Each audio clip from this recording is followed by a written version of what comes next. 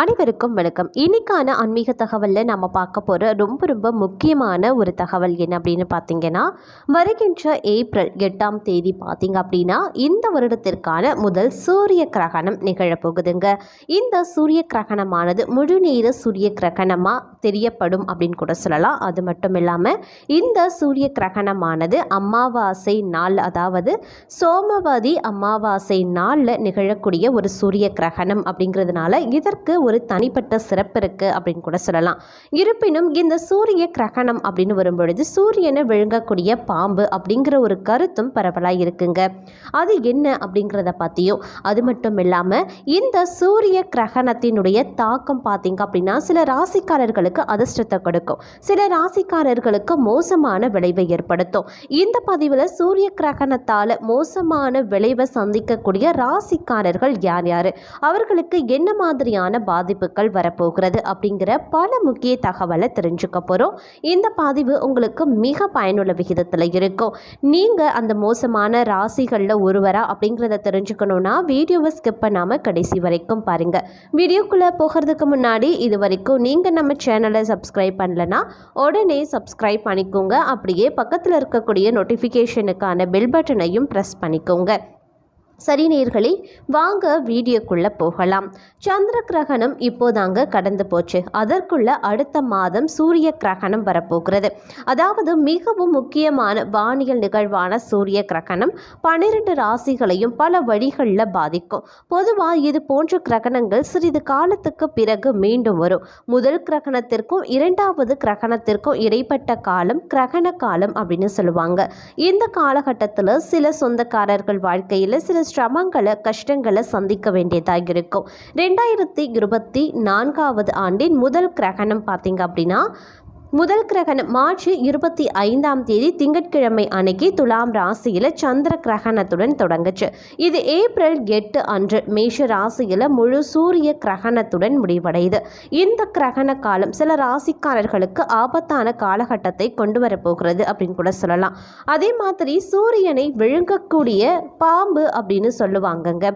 அது என்ன அப்படின்னு பார்க்கும் பொழுது ராகு கேது இருவருமே சூரிய மற்றும் சந்திரனை பழிவாங்கக்கூடிய நேரத்தை தான் நாம கிரகண நேரம் அப்படின்னு சொல்லுவாங்க. ராகு கேது அப்படிங்கிறது பாம்பு கிரகங்கள் அப்படின்னு சொல்லலாம். அப்படி இல்லைன்னா நிழல் கிரகங்கள் அப்படின்னு சொல்லுவாங்க. இந்த பாம்பு கிரகங்களான ராகுவும் கேதுவும் காத்திருந்து சக்தி பெற்று சூரியன் மற்றும் சந்திரனை விழுங்குறதுனால தான் ஆண்டின் சில குறிப்பிட்ட நாட்கள்ல மட்டும் சந்திர மற்றும் சூரிய கிரகணங்கள் நிகழ்வதா புராணங்கள் சொல்லுது. சூரிய கிரகணத்தின் போது ராகு சூரியனை விழுங்குவதா சொல்லுவாங்க. ஆனா ராகு நிழல் கிரகம் அப்படிங்கிறதுனால விழுங்கக்கூடிய சூரியனை ஜீரணிக்க அதற்கு உடல் கிடையாது.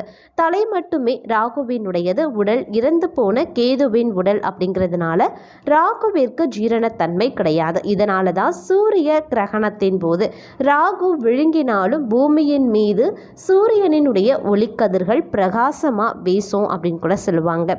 அதே நேரம் இந்த கிரகணத்தின் போது பார்த்தீங்கன்னா சில ராசிக்காரர்களுக்கு மோசமான விளைவையோ ஆபத்தான காலகட்டத்தையும் கொண்டு வரும். இந்த கிரகண காலம் எந்தெந்த ராசிக்காரர்களுக்கு ஆபத்தான காலகட்டத்தை கொண்டு வரப்போகிறது அப்படின்னு பார்க்கும்போது மேஷ ராசி அன்பர்களை சொல்லலாம். மேஷ ராசியில் பிறந்தவர்களுக்கு கிரகணத்தின் போது பார்த்தீங்கன்னா தங்களுடைய தன்னம்பிக்கையில் பெரும் சவால்களை நீங்கள் எதிர்கொள்ள நேரிடுங்க. அதே சமயம் குறிப்பாக சொல்லணும் அப்படின்னு பார்த்தீங்கன்னா உறவுகளில் பல சிக்கல்களையும் நீங்கள் சந்திக்க வேண்டியதாக இருக்கும். தவறான நபர்களிடம் சிக்கிக்கொள்ளவும் வாய்ப்பு இருக்குது. சில மேஷ ராசிக்காரர்கள் தங்களை நேசிக்கவும் ஏற்றுக்கொள்ளவும் நேரத்தை கண்டுபிடிப்பதற்கான வாய்ப்பும் இருக்குது. இருப்பினும் புதிய உறவுகளை கண்டுபிடிக்கிறதுக்கும் பழைய உறவுகளை மீட்டெடுப்பதற்கும் முன்பாக நீங்கள் நன்றாக சிந்திக்க வேண்டியது அவசியமாகிறது. இது ரொம்ப முக்கியமான ஒன்று. அதே போல சந்திர கிரகணத்தின் போது அவர்களுக்கு மிகவும் மோசமான நேரம், அப்படி இல்லைன்னா இதயத்தை உடைக்கக்கூடிய நிகழ்வுகள் ஏற்படலாம். ஆனால் சூரிய கிரகணத்துடன் அவை மிகவும் வலுவானதாக மாற வாய்ப்பிருக்கு.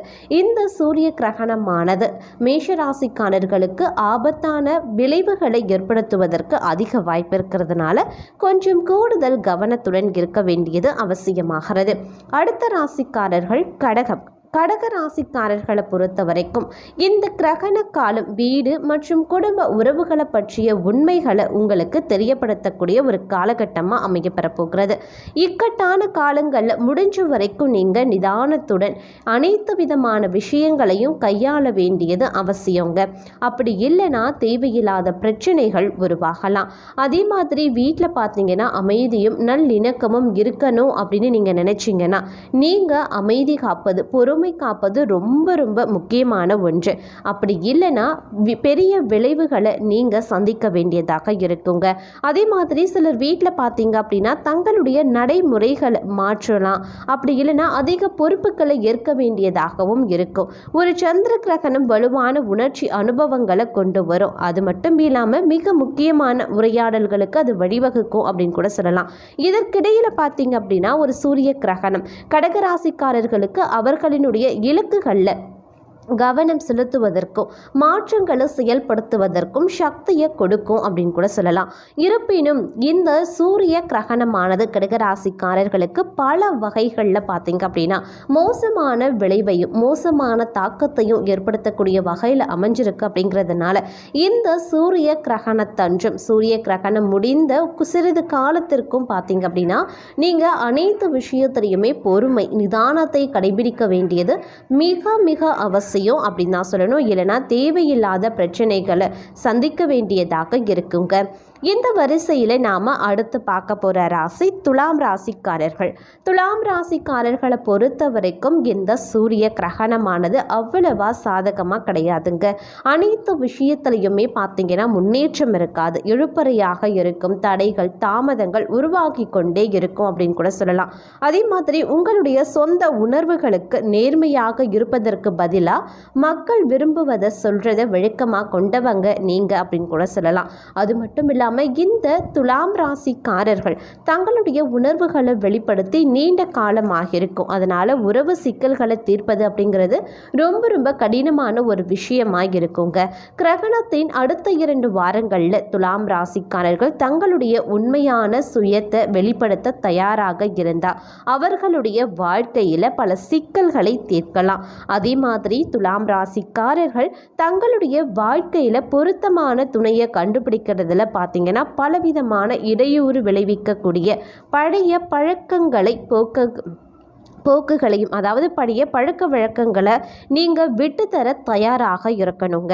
அப்போ தான் உங்களுக்கு பார்த்தீங்கன்னா உங்களுக்கான ஒரு பொருத்தமான துணையை உங்களால் கண்டுபிடிக்க முடியும். நீங்கள் தேவையில்லாத பழக்க வழக்கத்தில் சிக்கியிருக்கீங்க அப்படின்னா தேவையில்லாத பிரச்சனைகள் உருவாகலாம். சந்திர கிரகணம் இந்த ராசிக்காரர்களுக்கு கண் திறக்கும் தருணமாக இருக்கும். இந்த நேரத்தில் உங்களுடைய உறவுகளை பற்றிய சில வேதனையான உண்மைகளை நீங்கள் தெரிந்து கொள்ள நேரிடலாம். ஆனால் சூரிய கிரகணத்தால் அவர்கள் தங்களுடைய குறைபாடுகளை ஏற்றுக்கொள்ள வேண்டியது அவசியமாகிறது. அப்படிப்பட்ட சூழ்நிலைகள் உங்களுக்கு உருவாகலாம். அதே சமயம் மகர ராசிக்காரர்களை பொறுத்த வரைக்கும் இந்த கிரகணத்தின் போது தங்களுடைய தொழில் மற்றும் சமூகத்தில் சில எதிர்பாராத மாற்றங்களுக்கு நீங்கள் தயாராக இருக்க வேண்டியது அவசியமாகிறது. கிரகண காலம் உங்களுடைய கடின உழைப்புக்கு அங்கீகாரம் கிடைக்கக்கூடிய ஒரு காலம் அப்படின்னு கூட சொல்லலாம். ஆனால் சிலருக்கு இந்த அங்கீகாரம் கிடைக்க கால தாமதம் உருவாகத்தான் செய்யும். மகர ராசிக்காரர்கள் புதிய வாழ்க்கை பாதைகளை ஆராய்வாங்க. அது மட்டும் இல்லாமல் கிரகணத்தின் போது உத்வேகம் தரக்கூடிய முன் மாதிரிகளை நீங்கள் கண்டுபிடிப்பீங்க. இந்த மகர ராசிக்காரர்களை பொறுத்த வரைக்கும் தொழில் ரீதியாக வெற்றியை பெறுவதற்கு சந்திர கிரகண சரியான நேரம் அப்படின்னு கூட சொல்லலாம். இருப்பினும் சூரிய கிரகணமானது குடும்பத்தில் திடீர் மாற்றங்களை கொண்டு வரும். இந்த மாற்றத்தின் அடிப்படையில் பார்க்கும் பொழுது சில விபரீத சம்பவங்கள் உங்களுடைய வாழ்க்கையில் நிகழலாம்.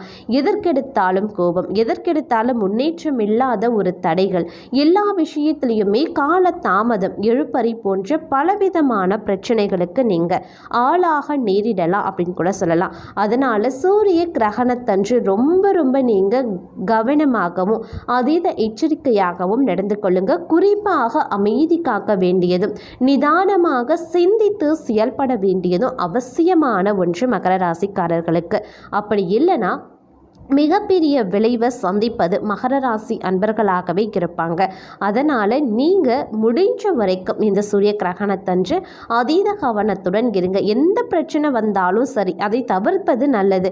அன்றைய நேரத்தில் எந்த ஒரு முடிவையும் எடுக்க வேண்டாம், எந்த ஒரு பிரச்சனையிலையும் சிக்க வேண்டாம். பிரச்சனைன்னு வரும்போது அந்த பிரச்சனையை தவிர்த்து விட்டீங்க, சிறிது ஆறு பூட்டிங்க அப்படின்னா தானாகவே அனைத்து வித பிரச்சனைகளும் முடிவுக்கு வந்துடும். உடனே தீர்வு காணணும் அப்படின்னு நீங்கள் நினச்சிங்கன்னா அது உங்களுக்கு பிரச்சனையை கொண்டு வந்துடும்.